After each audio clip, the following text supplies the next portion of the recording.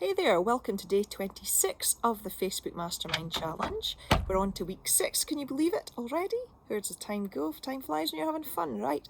Okay, so as you know, we have done a couple of things to do with regards to Facebook groups. Facebook groups are going to be massive. Facebook are they want to make Facebook a community. That is their vision and aim, and that is the communities happen in Facebook groups. So if you haven't already made one, you want to be making one ASAP. There are over 2 billion users on Facebook and only 1 billion have Facebook groups at the moment. So it is something you want to be thinking about. Why a Facebook group? Because Facebook groups are a fantastic place that you don't own it because Facebook own it, but it's a great place for you to have your own domain, your own membership group of people where you can do market research, you can get conversations going, and you want to attract as many people of your ICAs, your ideal clients, into your Facebook group as possible. To do this, we use value. Post lots and lots of value. A Facebook group is not for selling and promoting in as such. It's for building a community. It is for doing market research. It is for encouraging others to get together and all help and grow together. I think once you get to about 500 members, until you get to about 500 members, you really should be posting in there every single day. Okay? But you can get to 500 members in not too long a period of time if you follow my tips. So first of all, we've done our cover picture, we've created our killer welcome message and our fantastic description, okay? And in the description, remember, we have the link, because the description is what an ICA, an ideal client, is going to read before they decide to join, okay? You've also probably put a click here image in your cover picture that they can click on, which takes them to the description where they see the link to join. Hope that all makes sense. Any questions, just shout. Okay, so first of all, you have pinned your welcome post. So the welcome post, you're going to write a welcome post, and it's basically, you're going to pin it to the top of the group. So that is basically what they see first, okay? Cover more about that later. But a Facebook group, let's get to the nitty gritty. If you already have a Facebook group, and this is quite common, so don't beat yourself up. If you have a Facebook group and it's dying a death, and you're like struggling, and you're the only one speaking in it, nobody seems to be communicating, do not worry about that. It happens a lot of the time, and the main reason is you're not being consistent enough and not using the tips that I'm about to give you, okay? So with that in mind, and saying that once a day minimum for posting in the group, we have the scheduling tool, okay, in your Facebook group. Let me come onto the phone and show you here. So there's my free Facebook group there. And when you go to write a post in here, for example, at the top, you've got the scheduling tool. So you just click on schedule. You click the time, tomorrow, whatever, you click the time, and then you click save. After you've clicked save, make sure you click post so it remembers to post it. If you don't click post, it won't post. So that's just showing you a reminder of how to schedule things on your group. Okay, so you can schedule content for the next week or month, even if you wanted to. Don't go too far, because you do not want to appear spammy. It wants to appear like you are engaged in there. Okay, get what I'm saying? A fine balance is good. So you've got your Facebook link to your group on your Facebook profile. Do you remember that? Nearer the start, we're going to put the link into your Facebook profile. We did cover this earlier. You can go back and watch the video if you've missed it. But we would change the Facebook group URL. We changed it with bit.ly into a shorter link so it fits into those 130 characters we'll have in our bio. Okay. So first of all, what you can do is you can ask other members in your group to invite people to their group, but you don't want every Tom, Dick and Harry in there. You want people who are interested in your group, because the last thing you want is a group of 5,000 people and nobody communicating. That's just rubbish, right? It's not performing any value at all. So you can ask members to invite other people that they think would enjoy the group. You're posting value, you're helping and supporting, so why wouldn't people want to be there? You can also do this, and I remember doing this a few years ago now. You can set an incentive for a day, for 3 days, for a week. The person that brings in the most members into your group wins whatever it may be. And it's great to do that now and again. The only thing is, since I used to do that, Facebook have changed the rules, as they like doing. And now you can't just add people into group, which I actually think is a really good thing, because it was getting too spammy. People were just adding people into groups and everybody was getting annoyed because they didn't want to be in a mechanic group or a nail varnish group or whatever it is. So now you can only invite people and then they decide whether they want to join or not. So you can invite people to the group. So the person that invites the most people that join, or the person that invites the most people, win this prize at the end of 3 days. Yeah? But it's got to be people, it's not just every Tom, Dick and Harry, like I said, it's got to be people relevant and interested in the group. Okay? Any questions? Just shout, as always. You are in your group, you're not selling, you are giving value, you are helping people, you're trying to help answer questions, you're supporting people, you're building that community, okay? And if nobody is asking questions or anything, make sure that people, the members in there, are aware that they are actually allowed to ask questions, because some people watch from the sidelines and are scared to post. So encourage people to ask questions. You know, put up a post and make it obvious. Even if you've got a couple of really good members in there, ask them, you know, if they're messaging you something, just say, sorry, I'm catching flies. Just say, you know, would you mind posting that in the group? Because it would be good for everybody to read that. And I think the answer would give a lot of people, you know, good value and some help. I get that asked a lot. Something like that, right? So, covered that. Another great way to build groups is guest experts. Something I'm very, very excited about and interested in. You'll know already, if you're in my free group, I have guest experts going in there into Passion into Profit. But yeah, guest experting is brilliant. There is a free Facebook group, which I will post a link in here that you can join if you wish. It's relatively new, but it's a great place to promote yourself, to guest expert, or to find guest experts who want to speak in groups. So it's a great, great place to be.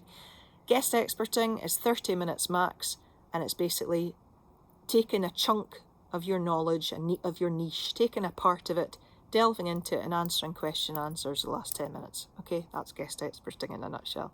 So getting guest experts into your group once a month, once a fortnight, whatever you want to do, is a great way to build value on different topics and things. You can be a guest expert for anything really, so that's a great one to do. And then of course it gives you the opportunity to promote that you've got a guest expert in your free group and get your Facebook group link out there in your content, which again is, it's all about getting it out there, isn't it, marketing. You can do giveaways in your group. When you've got a new group, a great way to get people in there is to do a giveaway off the cuff. People tell friends and people start to join. You can create Facebook events. You can do your guest experts in a Facebook event. You can create events so that people can just click on, I'll show you on here, events along the top. There are announcements, photos, events, files and units. I'll cover that in a second. So you can create events for whatever it is you want to be doing. It's a party, a pamper party at home, or a lipstick demo, or a cake baking masterclass, whatever it may be. You can do that. Scheduling tool, we covered that. Covered 500 members, keep posting until it gets to 500 members. At 500 members, it usually tends to start building itself. People start to integrate and start communicating. You don't have to constantly watch it. I've got loads of groups I've created over the years. One has 8,000 in it, and that ranges, I don't even know how many my others have, quite a lot. So I've got some big groups. You can only change the name of a Facebook group once, so choose carefully. And that's after it reaches a certain number of members. I think it's, I need to check off the top of my head, you can't change the name anymore, which is fair enough. Okay, so getting your group out there. You want to be promoting on all the different social media platforms which you are on. So if you are on Pinterest, you can make up a little, using Canva again, make up a little graphic, join 200 other ladies at this group. Pinterest becoming really popular. More about that at another time. Other things you can do, you can create a little video post it on YouTube, because a lot of people can find your Facebook group through YouTube and might want to join through that. You can promote in other people's groups, but be very, very careful with this, and I'm going to cover this more tomorrow, because groups have certain days that you can promote. You don't want to be pissing off any admins and things like that. Okay, so I'll speak about that more tomorrow. You can remind groups monthly, a friendly reminder that they can invite people or share their group on their profile. It would be appreciated, because you're giving them value, so they tend to, want to pay you back. Post about milestones. Oh, we've reached 100 members. Woohoo! Post about it. Get excited. Do a live about it. Whatever. You can do a promo day in your group. Maybe it's Freebie Friday. Every Friday they can post their freebie they're offering, or on a Wednesday it's advice, or Saturdays are win days, whatever they've won that week, or whatever has gone well for them, as opposed to actually winning, you know what I mean. You can just plain old message your contacts about your group and let everybody know. You could do a WhatsApp broadcast. You can go into WhatsApp and choose broadcast and message your entire contacts in WhatsApp. If you've got a website, you can do a little join Facebook group over on the sidebar. And again, email list is something we're not covering on this mastermind, but email lists are the next stage after Facebook groups. Your Facebook group you don't actually own, but they're fantastic because they're yours. Email lists you do really own. Nothing can happen to them. So basically, in marketing, we want to build up as much trust as possible with as many people as possible and give them lots of value. Build that trust, get them warm, and they buy from you. Simple as that, really. We covered the Insta bio. At the start, you want to be linking your Facebook group to your business page. Okay, to do that, you go into settings in your group, settings on your Facebook page, your business page, not your profile. Go into edit page and then go down to groups, and you can see to link them there. That's useful because you're obviously, if people are landing on your page, your group, they're interlinking. I'm making up words, it's too late at night. Okay, so I think that's really it. If you've got an existing group and it's dying a death, don't delete it and start from scratch, because it does look good to have numbers in there already. So what to do is jazz it up again, vamp it up, launch something new. Do a 5, 4, 3, 2, 1 countdown. Countdowns are always good. Why? Because people are naturally nosy and they want to know what's going to happen at the end of after one. Okay. What else to do? You can, just all these things are gonna help create hype and excitement in your group. You want it to be exciting. You want to be using engagement posts. I can give you examples of engagement posts. I'm actually working on putting something together now, a content thing which will really, really help you. Really help you. I'm really excited about it, but can't speak too much about it yet because it's not quite ready. Should be within the next 2 weeks. Anyway, more about that another time. But yeah, I think that's it really pretty much covered for your groups. The only other thing I want to go through with you is actually how to physically do it on your phone. And I know this is a longer task today, a longer video task, but I just want to take you through it quickly. So you go in there, this is my free group, Passion and Profit. Go into the top right here, and you will get into your group insights. If you're on a computer at home or a laptop, iPad, it's over on your left, Group Insights. Group Insights are fabulous. Group Insights can tell you so much about what's happening with your group. So let's quickly go through Group Insights. So hopefully you can read this. So Insights, this is from the last 28 days in my new group. So I have 72 new members, which is pretty cool. That is... that's the new members. And then over here next to it, we've got 1.4k posts, comments and reactions. There, there's this middle box, it tells you that. It tells you if it's up or down from the week before. And then you've got your top contributors. Now this is a brilliant way again to boost your group, is to go into the top contributors here. And this is a great way to reward people who are commenting and engaging in your group. You can do a monthly prize for each the person that gives the most value and is the most engaged. You can do screenshots of this and post them in your group. You know, get the excitement up. Top 10 engaged so far this month. You know, build the hype, build the excitement. Always works. So your tools you've got below here. Member requests. I've got 16 people waiting to get in the group. I tend to wait till there's a few and then batch add them, because I want to put them on my list as well if they've added in their email address. Like I mentioned before, the 3 questions, getting asked to enter the group on your group description, remember? So one of those for me is the emails, if you want freebies and things. But again, that's more about lists. Moving on to your group quality. Group quality is basically just checking that you're not breaching any standards, community standards on Facebook, which I'm glad to see I'm not doing. Admin and moderator activity is if you, once your group gets really big and you start having virtual admins and things helping you to run your group, you can see who's done what there. Obviously, I'm just the only one. This is a new group for me. So it's Joan Strachan who's approving people and doing all the things there. And then the next one down is group settings. Sorry, the next one down is members. Just going to show you all your members and when they joined. This is the invited thing I was speaking about. If people are just sitting invited and they haven't joined, they'll be in there. Okay? These are your admins. So you might have a couple of admins helping you out. And these are who you've blocked from the group. I haven't blocked anybody from my group yet. Okay. So, moving on, we've got rules.